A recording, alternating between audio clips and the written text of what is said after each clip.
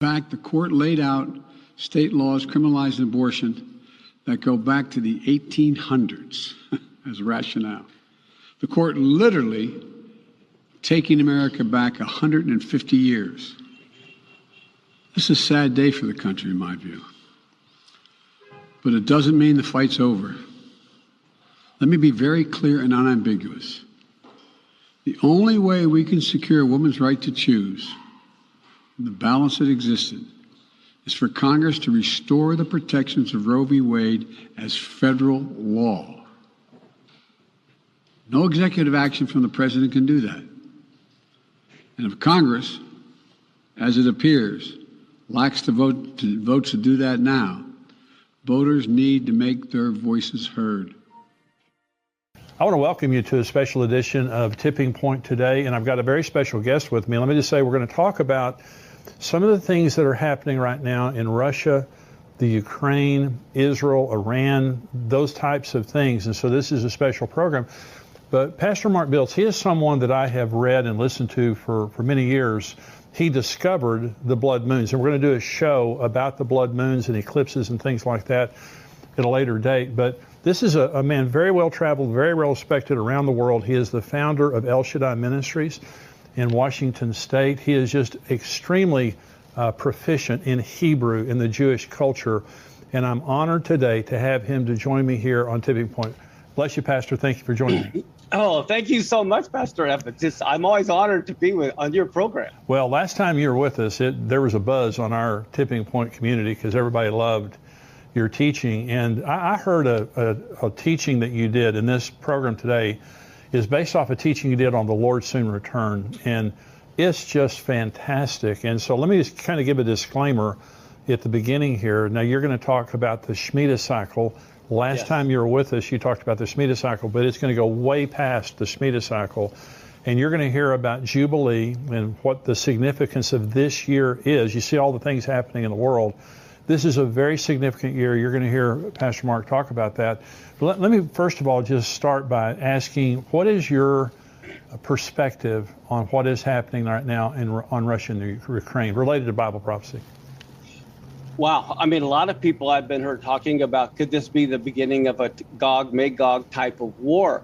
But I tell you, Pastor Evans, I think this is huge, what's going on. I have, in our congregation, we have people from so many ethnic groups. I mean, we have Russians and Chinese and South Americans and Hispanics, and we even translate live into Russian. And I talked to our translator, and he said his mom is Russian and his dad is Ukrainian. Wow. And, they're brothers and sisters, they say. And so you see a lot of the confusion that's going on in this war is that it really is, brothers against sisters almost. It's horrible. We have a dear friend who's Russian, and one of the things that she's saying is that her Russian friends in America are being persecuted. One of her friends, her American landlord, would not renew her lease because she's Russian. And I want to say to everyone listening to this, either on YouTube or on endtimes.com, and that is the Russian people are precious people. Exactly. You can't blame this on the Russian people. There are protests going on all over Russia right now because of what Putin's doing. He does not represent his people any more than the Iranian mullahs and their government represents the Iranian people. The Iranian people are precious. The Persian people are precious. And so we need to be praying for the Russian people and praying for the Ukrainian people. Yes. But this is a very significant time. Iran, Israel, Syria, you have Russia and Iran on the northern border of Israel, the Gog-Magog. It has to be at some point a precursor to the Gog and Magog war. Well, you have China against Taiwan. You have so many flare-ups that could happen at any moment. Wars and rumors of wars. Exactly. Just like Jesus said. Well, I want to get into your teaching, the Lord soon return, and my response when I was listening to your full teaching yesterday was just excitement beyond belief. You don't set dates in this teaching, right, but you certainly excited me about the significance of this year. But just start at the beginning and tell us why you believe the Lord is returning soon. Well, first off, we have to understand the seasons of the Lord. We know in Genesis 1:14 where God said, let there be lights in the heavens, and let them be for number one. The number one reason was signs. And then it said seasons. Well, because the English is so bad, we think that represents winter, spring, summer, or fall. But it typically means, or really means, something when you think of the rainy season or the hurricane season. Everyone knows there's different times of year when there's going to be tornadoes. Well, God wanted us to know the seasons when he will intersect with human history. And so that's what's huge. That word for seasons is moed, and it really means a divine appointment. Is referring to the biblical calendar. You can only have a solar eclipse on a new moon. You can only have a lunar eclipse on a full moon. So when God created the sun and the moon for signs, referring to eclipses, and for seasons, he's referring specifically to the biblical calendar, which is why Passover and the Feast of Tabernacles were both on full moons. This is why Rosh Hashanah is on a new moon. This is why every biblical month begins on a new moon.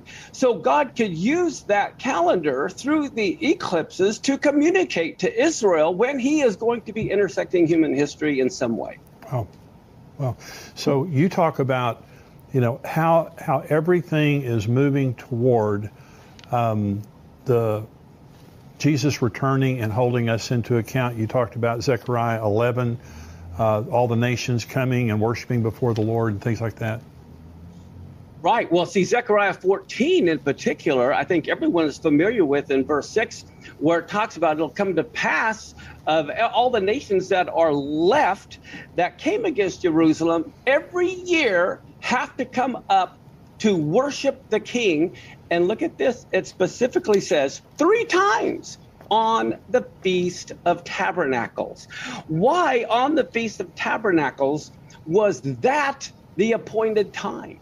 Well, one of the reasons why in Hebrew, the very same word for full moon is also the same word for throne. So God, can you imagine? God is sitting on his throne. You've got this full moon behind him. And when it is eclipsed, that is huge. But this is why Feast of Tabernacles, a full moon, is when every nation has to come before his throne and worship him. So even Proverbs now talks about the Lord returning on a full moon. Is that correct? Yes, and this is what is so unbelievable. Most people don't think of Proverbs as being a prophecy, but Proverbs 7 is one of the most incredible prophetic chapters in the Bible. It says in Proverbs 7:19, and let me preface that with this. In the Gospels, there are parables about Jesus being the good man of the house. There are also parables where he's given talents or money to people, and it says he's gone on a long journey. So we know from the Gospels that Messiah is gone on a long journey, as well that he is the good man of the house. Well, look at Proverbs 7, verse 19 and 20. It talks about this foolish man who's going down by the harlot street. Proverbs 7 is all about the tribulation. You have the harlot of Revelation. You have it being a dark night. And here this foolish man is going the way of her house. And she's trying to seduce him. And Proverbs 7, 19 and 20, even Satan knows the feasts of the Lord. Look at what he says.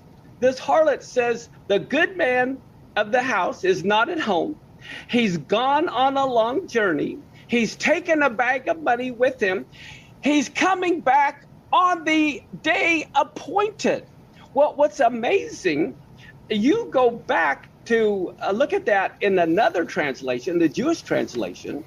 It says in Proverbs 7:20, he's taken the bag of money with him and he's coming home at the full moon.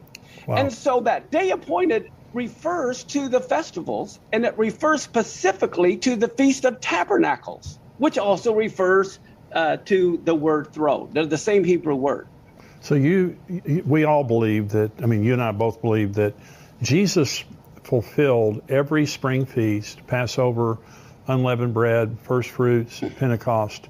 Those are the 4 spring feasts. There are 3 more feasts coming up. When you talk about tabernacles, when the Lord was talking about celebrating the Feast of Tabernacles, that includes Rosh Hashanah, that includes Atonement, and that includes Tabernacles. Is that correct? Yes, but here's what's so important. What Christians need to realize is not only did he fulfill those first spring and summer feasts, he fulfilled them to the day. That's right. He fulfilled them to the hour. At 9 in the morning is when he was bound to the cross on Passover. And what do we find? It's at that same time, at 9 in the morning, is the time of the morning sacrifice, when they're binding the Passover lamb to the altar, they're binding him to the cross.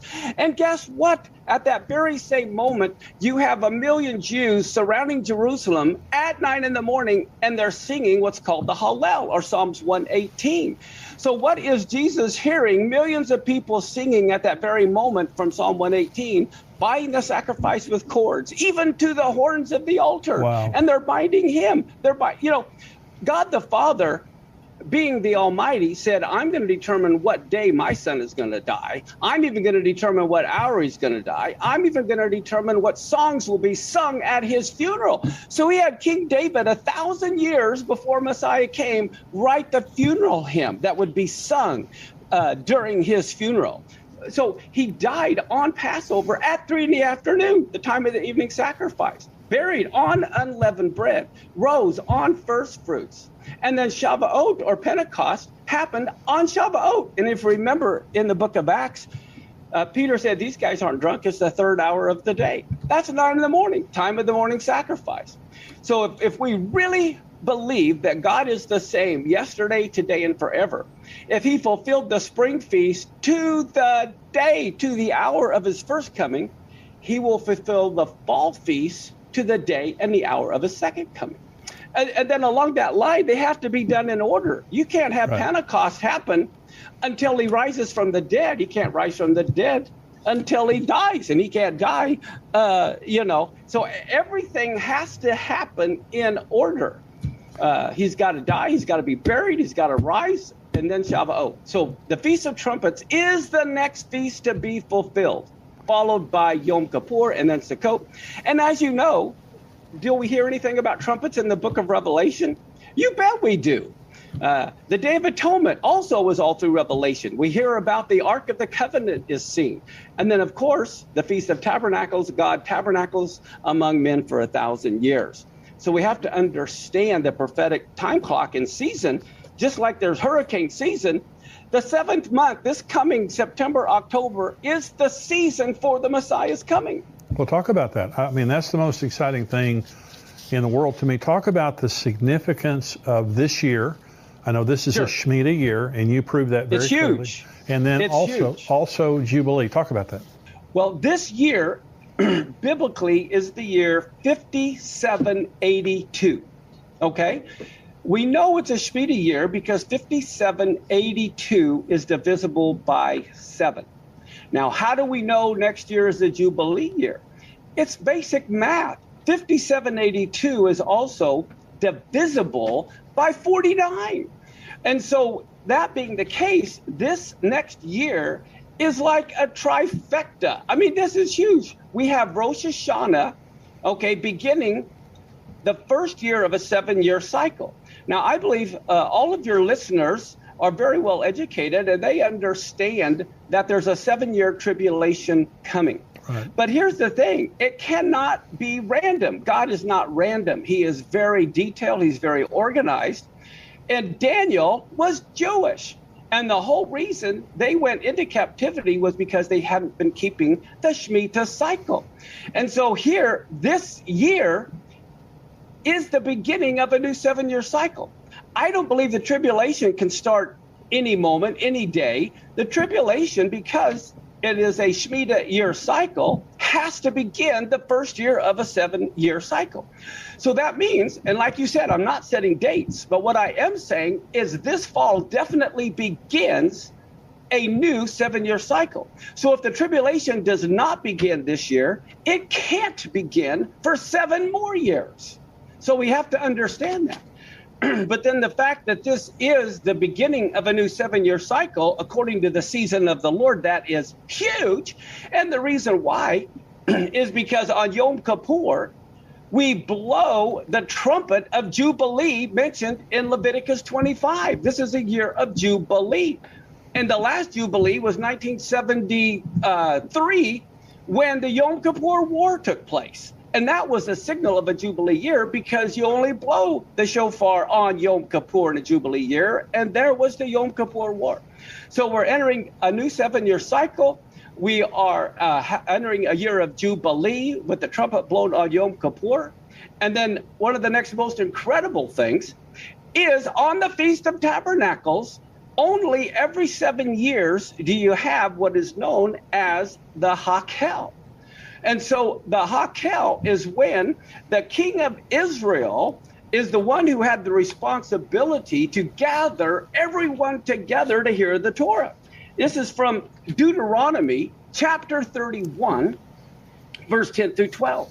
Listen to this. Moses commanded them, saying, at the end of every 7 years, in the solemnity of the year of release, in the Feast of Tabernacles, this is when all of Israel has to appear before the Lord in the place that he will choose. And so to me, this is one of the most exciting sermons I think I've ever taught in over 20 years that I've had El Shaddai, that I want people to be aware of the importance of this season, because it is the first year of a Shemitah cycle. This is the season for the tribulation to begin, but it's also the year of Jubilee. It's also the time of the Hakel when the children of the Lord appear before him. He's the king of Israel, is the only one who had the authority to gather everyone together to hear him read God's laws. And so you believe that the first year of the Shemitah cycle is the most important year. Is that right? Every year. And then that's 7 times every year is Rosh Hashanah, which is very important. At the end of 7 years, that is huge because that begins a new 7-year cycle. And then on top of that, here we have the Hakel is also read at the end of every 7 years on the Feast of Tabernacles. So all 3 feasts, Rosh Hashanah, Yom Kippur, and Tabernacles, are going to be fulfilled this year and this year only, and it only happens every 50 years. If you believe the Lord's returning in the year of Jubilee, if he doesn't return this year, he can't return for 50 years. Well, I agree with well, first of all, you have a very detailed, if someone wants to go onto YouTube and see your message, the Lord's soon return, you have a PowerPoint of all of this. Where you really document this is a Jubilee year, this is a Shemitah year, and the Hakel. And so, again, we're not setting dates, but look at what's happening in the world right now. Totally. I am dumbfounded. Iran has a ballistic missile that they just unveiled last month. It's the first time in the history of them enriching uranium that they have a delivery mechanism that can reach Israel. Yes. And according to Israeli intelligence, and you may know more about this than me, they have enough nuclear fuel for 1 bomb. Again, for the first time ever. They've been enriching uranium for many years. Yes. But now we're at the same time when the Russia-Ukraine thing is happening, the China-Taiwan thing is happening. Yes. Now you have Israel. Israel put $5 billion in their budget this year to bomb Iran. They have been having massive drills to bomb Iran. And now for the first time ever, Iran has the ability, or they're nearing the capacity to be able to nuke Israel, and they will nuke Israel when they get that ability. And so all of these things are coming together right now, and it's a Shemitah year, and it's a Jubilee year, and you have the Hakel and all of this. So again, we never set dates, but I'm telling you, one of the things I like about you, Pastor, is that you document everything and you take it back to the Hebrew, because the Bible was not written with a Western mind. It was written with a Hebrew mind. Go ahead. No, you're exactly right. And that's the reason why we have to understand in Leviticus 23, when it talks about the feasts of the Lord, well, when we hear feast, we think food. But it's the same Hebrew word that was translated as seasons, which we think of fall in Genesis. So this is why you have to understand the culture to understand the biblical calendar. And we have a biblical calendar that we put out every year. The next one's coming out in a couple of weeks, but we overlap our current calendar with the biblical calendar so everyone can see exactly where we're at concerning the seasons or the times of the Lord. That reminds me in the Ecclesiastes, I think it's 3 verse 1, basically there's a time and a season for every purpose under heaven. God created you on purpose, and everyone needs to realize they were created on purpose, and God always, in one sense, saves the best for last. In a track meet, they always have the fastest runner get the baton to try to pick up lost time. Well, everyone that's listening to your program needs to understand how important and how special they are, because God created them any time in history. Right. But he created them just a time like this. And I can't help but think of the verse where God says to write the message, make it plain so everyone can understand it. So I just like to make it plain. Like you said, I don't set dates, but I want people to know when the biblical season is for the return of the Lord, just like when is hurricane season or tornado season. And it's the feast of the 7th month, because that's when the fall feast will be fulfilled, because that's when they fall. So let's talk about Rosh Hashanah. The next feast, it has to be fulfilled in order. Yes. And so to the day. And so the Rosh Hashanah happens this September, right? Yes. And so what do you think there, and you understand the significance, all of the symbolisms of Rosh Hashanah. Why do you believe that Rosh Hashanah is the rapture? Why do you associate those two? I associate the Rosh Hashanah with the resurrection of the dead for multiple reasons. One of them is in Daniel, where it talks about those who sleep in the dust of the earth shall awake.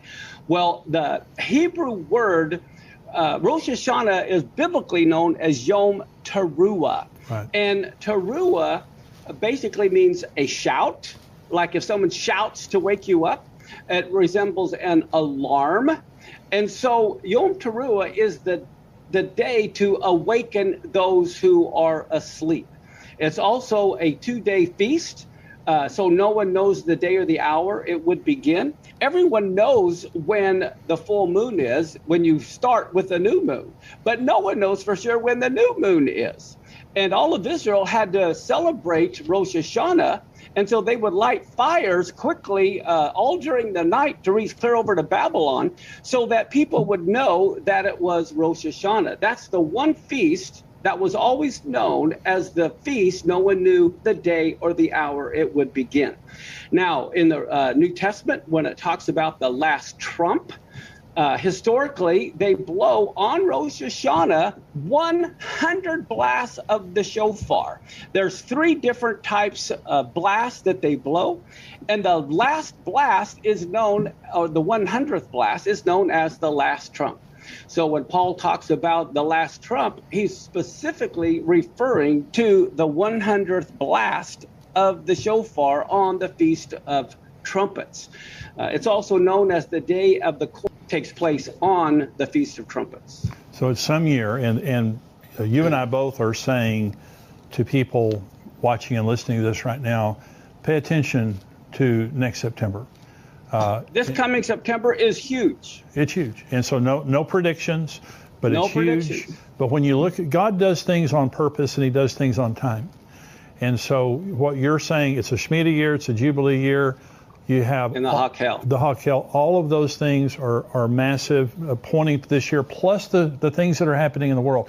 If there's ever been a time to get ready, this is the time.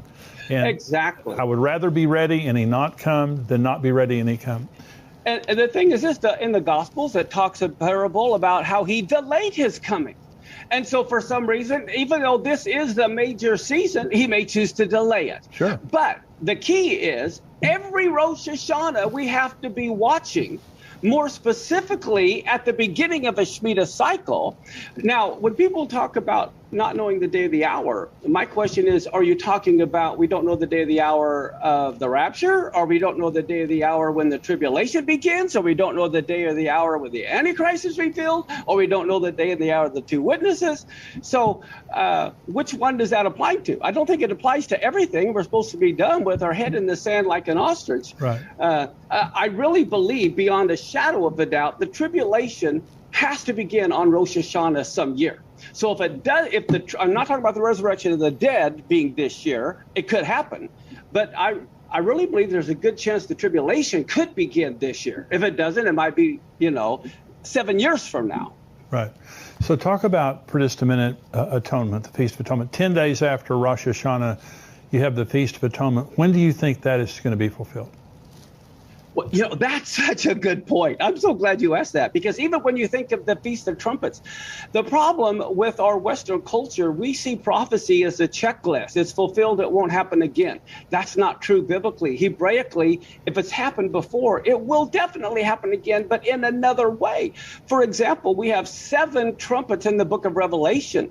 Maybe each trumpet is blown each year on Rosh Hashanah is the next trumpet blown.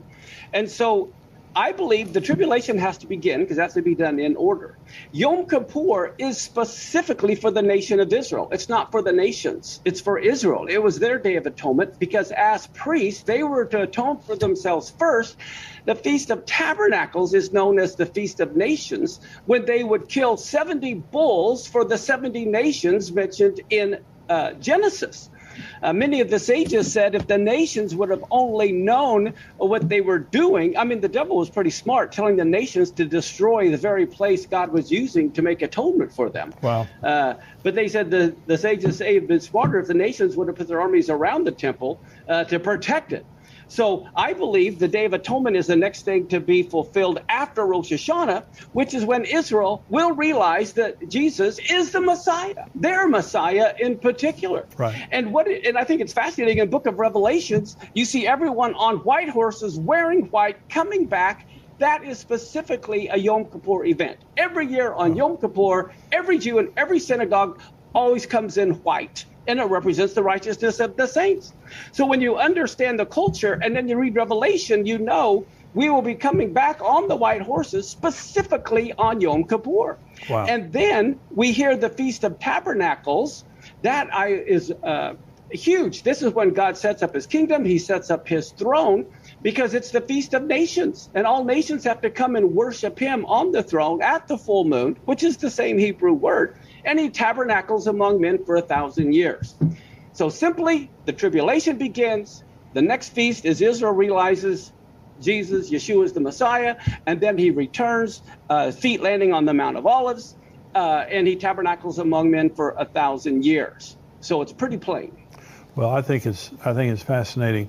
So you've got the book, and you're going to join me on another program. You have the book Blood Moons. You are the Yes. one now that discovered the blood moons, the tetrad of blood moons that we've seen miraculously when Joel talks about the moon turning to blood, the sun not giving its light. Yes.